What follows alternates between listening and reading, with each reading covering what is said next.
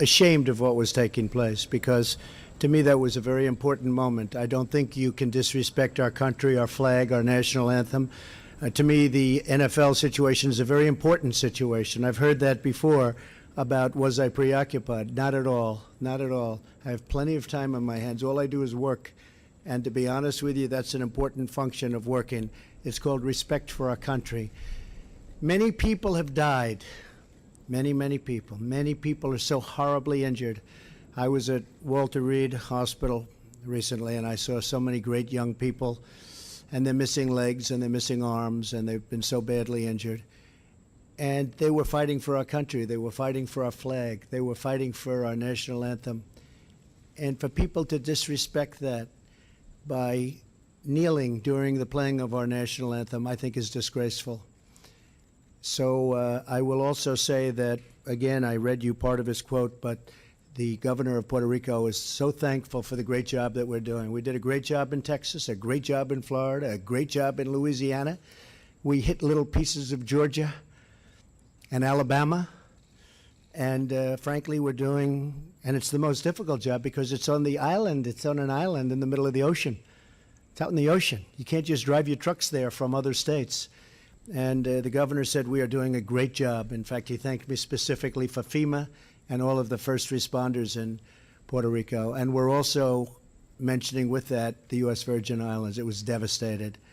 So we are totally focused on that. But at the same time, it doesn't take me long to put out a wrong, and maybe we'll get it right. I think it's a very important thing for the NFL to not allow people to kneel during the playing of our national anthem, to respect our country and to respect our flag. Okay? Thank you. Major Garrett, yes, CBS. Good afternoon. Yes, hi. Day began in Puerto Rico with government officials saying Mayday and talking about the threat of death mere hours away. Are you truly satisfied with what the government has done so far in Puerto Rico? And can you tell the people there things are actually going great when government officials there are warning of imminent death for many people there? And you have a special meeting. Are you contemplating the deployment of special naval assets or air assets to Puerto Rico to redress problems there? And on North Korea, very quickly, the foreign minister said you have declared effectively war on North Korea, and the North Korean government has threatened to shoot down or aim at American planes flying in international airspace. I'd like your reaction. Okay, well, I'll answer the second one first. We are totally prepared for the second option, not a preferred option, but if we take that option, it will be devastating, I can tell you that, devastating for North Korea. That's called the military option. If we have to take it, we will. He's acting very badly.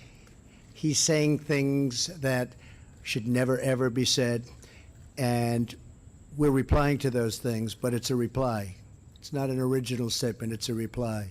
But the things that he said over the last year, and if you look back, the things that he said to past administrations, North Korea is a situation that should have been handled 25 years ago, 20 years ago, 15 years ago, 10 years ago, and 5 years ago, and it could have been handled much more easily.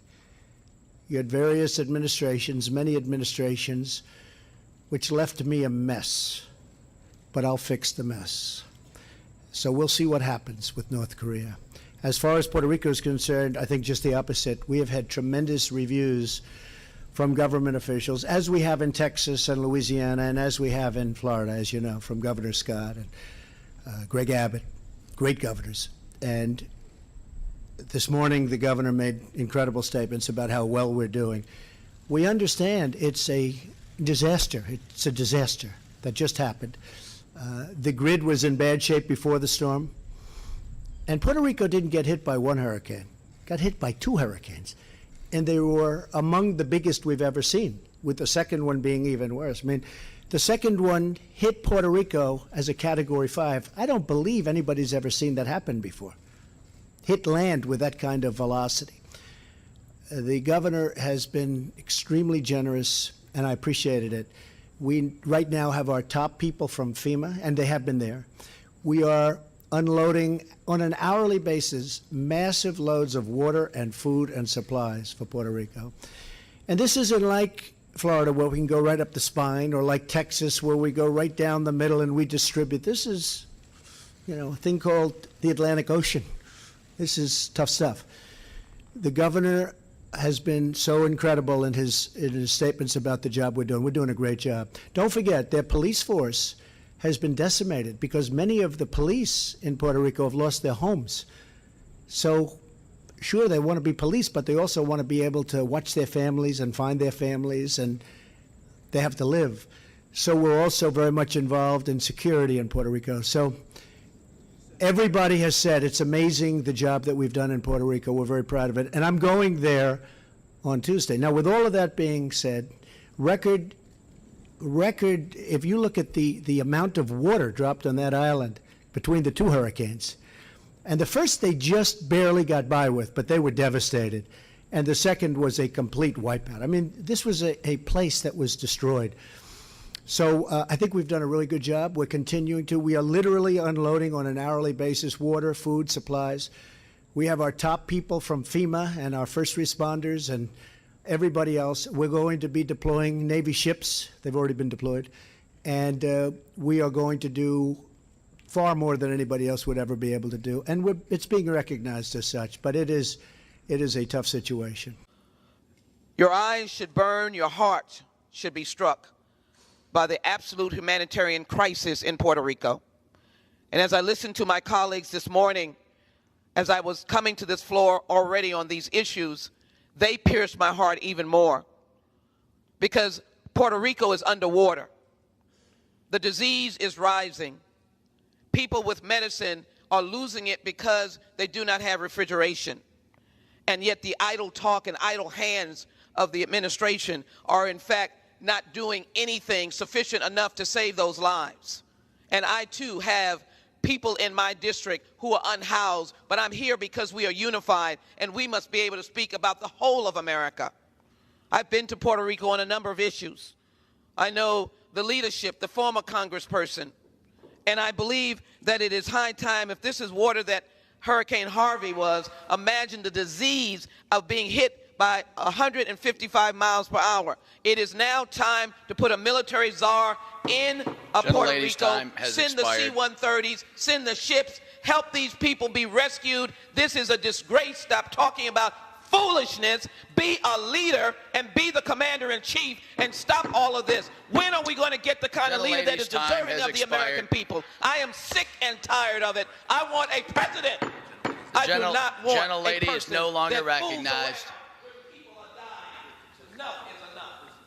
And don't harm my constituents because I'm calling on troops because they need help. I yield back. Mr. Speaker, I rise today and stand at the podium designated for Republicans. But I rise not as a Democrat or Republican. I rise today, Mr. Speaker, not as a liberal or conservative. Mr. Speaker, I rise today as a proud American, a person who believes in his country, who salutes the flag and says the Pledge of Allegiance and sings the national anthem. I rise today, Mr. Speaker, to make comments that I never thought I'd have to make in the well of the House of Congress. I rise today to defend, denounce, and announce.